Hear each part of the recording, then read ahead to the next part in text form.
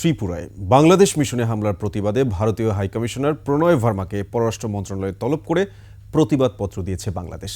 এ সংক্রান্ত রিপোর্টটি আমাদের হাতে এসে পৌঁছেছে। চলুন দেখে নেই নাহিদ সিরাজি নিম্মিশের রিপোর্টটি।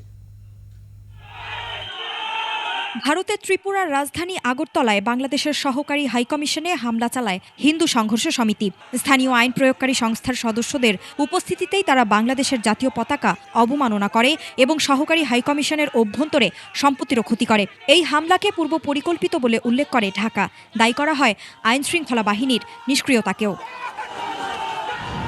এমন প্রেক্ষাপটে মঙ্গলবার বিকেলে বাংলাদেশে নিযুক্ত ভারতের হাইকমিশনারকে তলব করে পররাষ্ট্র মন্ত্রণালয়।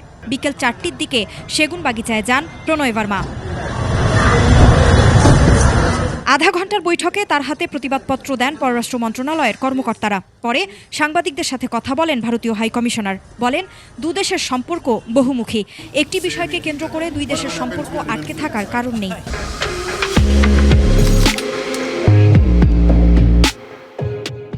Multifaceted relationship, and as I've said, you cannot reduce it to one issue or one agenda, as we are working across so many issues, and we really want to build a positive, stable, constructive relationship moving forward. Bharat বাংলাদেশের সাথে ইতিবাচক গঠনমূলক সম্পর্ক নির্মাণ করতে চাওয়ার কথাও বলেন তিনি। There are so many interdependencies we have, and we want to build on those interdependencies to mutual benefit. নিরাপত্তা, অগ্রগতি ও উন্নয়নের জন্য একসাথে কাজ করার আগ্রহ আছে বলেও জানান বাংলাদেশে নিযুক্ত ভারতীয় হাইকমিশনার।